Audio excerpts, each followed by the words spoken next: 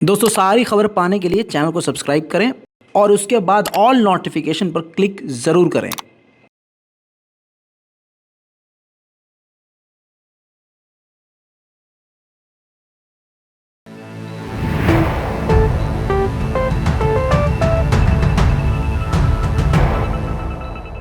Middle east report में आपका स्वागत है। दोस्तों आपको बताऊं, ईरान को फिर से सीरिया में निशाना इजराइल ने बनाया। इजरायली ड्रोन ने बड़ा हमला देर रात सीरिया और इराक के बॉर्डर पर टैंक पर किया। जी हां, ऑयल टैंकर पर किया। कहा यह गया, इजराइल ने इल्ज़ाम लगाया कि इराक से जो टैंकर सीरिया एंटर हो रहे थे उस टैंकर्स के अंदर ईरान के हथियार मौजूद थे, जिसके बाद अमेरिका और इजराइल ने मिलकर ऑर्डर ये अमेरिका ने दिया और इजरायली ड्रोन ने ये हमला किया।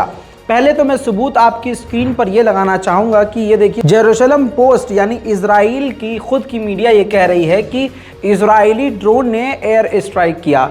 अब जो बुरी खबर है वो ये है कि इजरायली हमले में 15 ईरानी मारे गए हैं। दूसरी तरफ ये भी आप सच जान लीजिए कि ईरान इसको एक्सेप्ट नहीं कर सकता कि हमारे 15 लोग मारे गए हैं। दूसरी बात, मैं अब आपके सामने वो प्रूफ लगाऊंगा जिससे आप समझ जाएंगे कि ये हमला कितना बड़ा था। याद रखिएगा, 15 ईरानी इसमें मारे गए हैं और दर्जन भर से ज़्यादा बुरी तरह से घायल हैं। इसी तरह के हमले इराक और सीरिया में आए दिन लगातार, और ख़ासकर लेबनान में भी लगातार अमेरिका और इजराइल करते रहते हैं। हमले के बाद का मंजर आपके सामने रख रहा हूँ।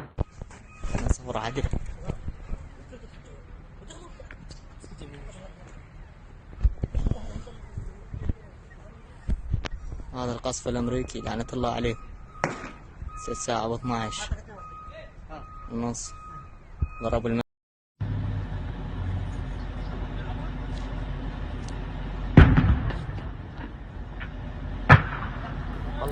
वहीं इजराइल के आतंक की ही बात करूं तो इजराइल की आर्मी ने एज यूजुअल, जैसे मैंने आपको कल एड फ्री रिपोर्ट में बताया था कि हर तीसरे दिन फिलिस्तीनियों को मार रहा है, तो एक बार फिर से नेबुलस के इलाके में कल इजराइल ने एक बार फिर से एक फिलिस्तीनी को कत्ल कर दिया। वहीं ये सब इसलिए हो रहा है, इजराइल का आतंक इसलिए बढ़ रहा है क्योंकि आप और हम अपनी चोंच बंद करके बैठ गए हैं।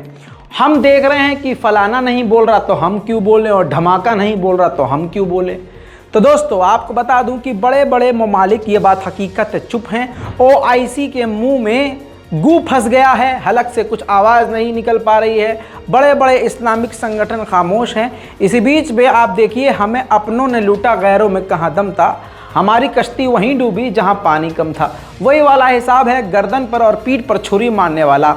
जॉर्डन अरब मुल्क है, और काहे का अरब मुल्क है, नकली मुसलमान वहाँ बसते हैं, आपको मालूम है। मतलब इस्लाम से दूर वहाँ के मुसलमान हैं। ऐसे ही टर्की के भी हैं। भाई बुरा मत मानना, टर्की जाओ पता चल जाएगा। अब आप देखिए कि जॉर्डन ने एक डील कर ली है, और भी डील पहले से डील है इजराइल के साथ। इजराइल के साथ ऐसी डील करी है जिसमें इलेक्ट्रिसिटी यानी पावर और पानी दोनों मिलकर अब साथ काम करेंगे।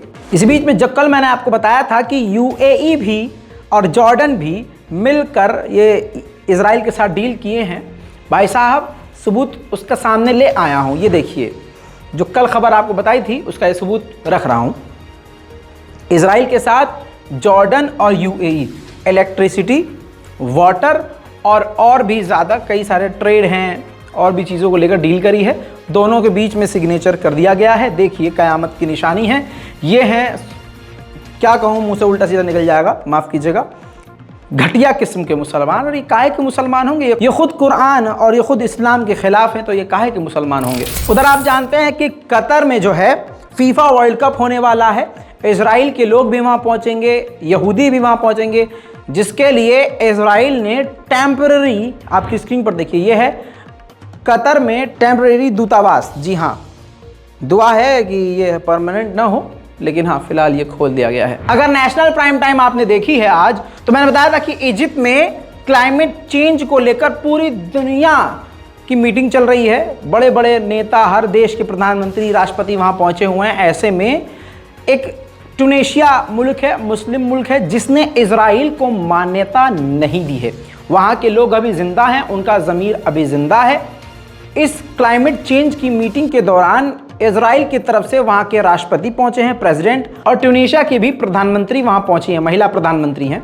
और स्टेज पर जब फोटोग्राफी हो रही थी, सब लोग इकट्ठे थे, तो ऐसे में देखिए एक फुटेज का एक टुकड़ा पहले आपको दिखा दूं ताकि आप समझ जाए। ये 3 एरो आपको नज़र आ रहे हैं फोटो में। देखिए जो ये शख्स है ये इजराइल का प्रेसिडेंट है। बीच वाला जो शख्स है जिस पे बीच वाला एरो है ये स्वीडन का प्रेसिडेंट है। लेकिन इस स्वीडन की बात नहीं है। अब ये एरो, ये चश्मे वाली जो औरत की तरफ है, ये ट्यूनीशिया की प्रधानमंत्री हैं। अब आपके सामने जो क्लिप चलाऊंगा, ये क्लिप सोशल मीडिया पर यूरोप में, जर्मनी, फ्रांस, पूरे गल्फ मीडिया में वायरल है और ख़ुद इससे ट्यूनीशिया में बवाल छिड़ गया है, क्योंकि प्रेसिडेंट ऑफ इजराइल से ट्यूनीशिया की प्रधानमंत्री लचक लचक, लहरा लहरा, मुस्किया मुस्किया के बात कर रही हैं। ये देखिए दोस्तों, तो इससे जो अब लोग हैं, जिन लोगों को अपने देश पर, ट्यूनीशिया पर भरोसा था और दूसरे जो मुस्लिम मुल्क थे और लोग मुसलमान जैसे आप और हमें भरोसा था कि हाँ यार चलो ट्यूनीशिया मान्यता नहीं दे रहा है, अब ऐसे लचक और लहरा के जब ट्यूनीशिया की प्रधानमंत्री बात कर रही हैं मुस्किया के, तो जाहिर सी बात है आपको भी तकलीफ होगी और दुनिया को ये गलत पैगाम जा रहा है, जिसकी वजह से अब ट्यूनीशिया की प्रधानमंत्री को और सरकार को लपेटा जा रहा है। अब खबर इजराइल और ईरान को लेके, तो आपको पता है कि नेतन्याहू दोबारा इजराइल में जीत गए हैं, सत्ता उनके पास आ गई है और उनका मकसद है ईरान पर हमला करना, जैसे तैसे करके ईरान को रोकना। ऐसे में आपकी स्क्रीन पर देखिए ये रिपोर्ट आई है, खुद इजराइल की ही रिपोर्ट है। इजराइल के डिफेंस मिनिस्टर ने कहा है कि हमारे पास ताकत है कि हम ईरान पर अटैक कर सकते हैं, लेकिन इस वक्त हमें ज़्यादा ध्यान रखना होगा। जी हाँ, इन्होंने मान लिया है कि इनको डर है, ये डर इनको सता रहा है। और डर क्या है, इन्होंने आगे बयान में कहा है कि इस वक्त रूस के साथ ईरान बहुत ही गहरे संबंध में है, दोनों बहुत करीब हैं। रूस को ईरान ने हथियार दिए हैं, ड्रोन दिए हैं, जिसके बदले ईरान की परमाणु शक्ति में मदद रशिया करेगा, जिसको देखते हुए हमें ईरान पर अटैक अगर करना हुआ तो सोच समझकर सावधानी से करना होगा। दोस्तों, हसन अल बगदादी, जी हाँ, ये हिजबुल्लाह के एक सीनियर लीडर हैं, हसन नसरुल्लाह की तरह।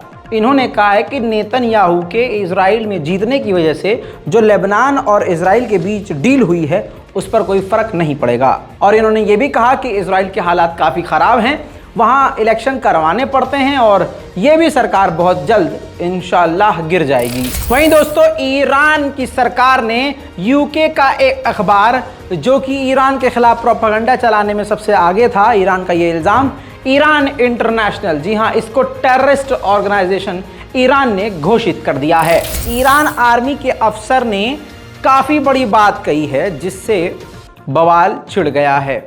IRGC के कमांडर और सीनियर जनरल ने कहा है कि दंगाइयों की और तोड़फोड़ मचाने वालों की ईरान में कोई जगह नहीं है। अगर सुप्रीम लीडर इशारा कर दें तो, यानी अगर सुप्रीम लीडर एक इशारा कर दें तो इन दंगाइयों को देश से बाहर निकाल कर फेंक दें या उनको जेल में सड़ा दें। इसके अलावा यूके, ब्रिटेन को ईरान ने धमकी देते हुए कहा है कि हमारे इंटरनल मैटर और हमारी सिक्योरिटी में जो आप हस्तक्षेप कर रहे हैं, इन्वॉल्वमेंट जो आप दिखा रहे हैं, इसका आपको खामियाजा भुगतना पड़ेगा। इसके अलावा दोस्तों, आपको बड़ी खबर बताऊं तो कतर ने भारत को बड़ा झटका दिया है। भारतीय नेवी के 8 अफसरों को गिरफ्तार कर लिया है और यह इल्जाम लगाया है कि ये ईरान नेवी के 8 जो अफसर थे वो इजराइल के लिए हमारे यहां से जासूसी कर रहे थे। जासूसी के इल्जाम में भारतीय नेवी के 8 अफसर गिरफ्तार। भारत सरकार अभी तक कुछ इस पर कर नहीं पाई। $155 मिलियन के पहली बार भारत की कल्याणी ग्रुप, जो कि ऑटोमेटिक गन बनाने का काम करती है, उसने अभी कुछ दिन पहले सऊदी अरब ने उन गनों को टेस्ट करवाया था। अब खबर आ रही है कि वो कल्याणी कंपनी 155 मिलियन के वो ऑटोमेटिक गन किसी देश को बेच रही है। नाम रिवील नहीं किया है कि किस देश को बेच रही है, लेकिन एक्सपर्ट के इशारे सऊदी अरब की तरफ हैं। इसकी वजह यह भी है क्योंकि सऊदी अरब को अब हथियार देने से अमेरिका कतरा रहा है। अब सऊदी अरब ले सकता है भारत से हथियार, इसमें कोई बड़ी बात नहीं। उधर ओमान के फॉरेन मिनिस्टर वाशिंगटन पहुंचे हैं बातचीत के लिए। वहीं दोस्तों एक बार फिर से आर्मीनिया अजरबैजान के फिर बीच में बॉर्डर पर गोलीबारी हुई है, दोनों तरफ से गोलीबारी हुई है। इससे पहले की मामला बिगड़ता, अमेरिका के विदेश मंत्री एंटोनी ब्लिंकन ने दोनों के बीच बात करवा के मामले को दोबारा हल करवाया है। और दोस्तों इसके अलावा कल के दिन अजरबैजान को आर्मीनिया से जंग में जीते हुए 2 साल पूरे हो गए हैं, जिसको देखते हुए अजरबैजान ने जमकर खुशियां मनाई हैं।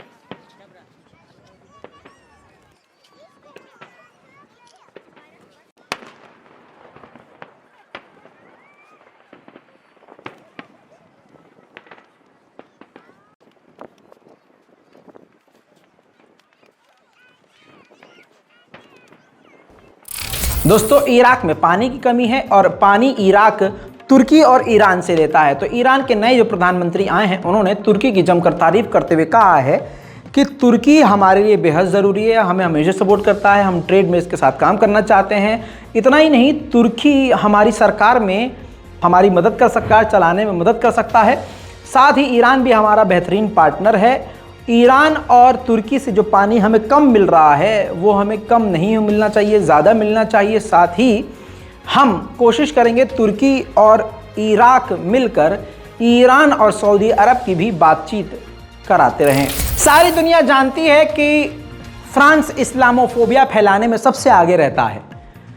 इसके बावजूद फ्रांस में इस्लाम फैलता जा रहा है। कमाल की बात है, 6 महीने में कई मस्जिदें बंद करी, लेकिन सफ़ेद शैतान अपनी हरकतों से बाज कैसे आएगा। आपकी स्क्रीन पर इस कार्टून को देखिए, ये जारी किया है फ्रांस के अखबार ने, जिसमें कतर में जो फीफा वर्ल्ड कप होने वाला है, फुटबॉल वर्ल्ड कप, उसमें यह है कि कतर के जो प्लेयर हैं उनको आतंकवादी दिखा दिया है। कतर की जो स्पोर्ट्स की जो शर्ट हैं इस पे पीछे देखिए कतर लिखा हुआ है और आतंकवादियों के उस पर चेहरे लगे हुए हैं। ऊपर की तरफ अरब 2 व्यक्ति को दिखाया गया है, फुटबॉल भी दिखाया गया है और प्लेयर्स के कमर पर बंदूक की गोलियां लगी हुई हैं, बम लगे हुए हैं, हाथों में जो हैं असलहे हैं, हथियार हैं। तो एक तरह से क्लियर कट कतर को आतंकवादी घोषित कर रहा है फ्रांस का अखबार। हालांकि इस पर अभी कतर और मुस्लिम ममालिक खामोश है, केवल और केवल अभी रज़ा गराफी ही इस बात को नोटिस करा है और आपको दिखा चुका है। वहीं एक दौर वो बीच में आया था लगभग 1 साल पहले कि कतर के सामान को यानी साबुन और शैम्पू तक को सऊदी अरब के मॉल से निकाल कर फेंक दिया था। अब दोस्तों सऊदी अरब की कैबिनेट ने मोहम्मद बिन सलमान के सामने ये बात रखी है कि देखिए पहले रिश्ते हमारे ख़राब थे, अब हमारे तुर्की के साथ रिश्ते काफ़ी बेहतरीन हो गए हैं, तो सऊदी अरब को तुर्की के अंदर इन्वेस्टमेंट करना चाहिए। दोस्तों अगर ऐसा होता है तो तुर्की और सऊदी अरब के रिश्ते काफ़ी मजबूत हो जाएंगे और अगर ये बड़े मुस्लिम मुल्क एक हो गए तो अमेरिका की पहले से नींद हराम है। सोचिए दिन में तारे उसको नजर आने लगेंगे। दोस्तों मिडिल ईस्ट रिपोर्ट में यही आज के लिए काफ़ी है, क्योंकि यही सबसे बड़ी बड़ी खबरें थी। चैनल को सब्सक्राइब कीजिए, रिपोर्ट को शेयर कीजिए, कमेंट में अपनी राय दीजिए। जय हिंद।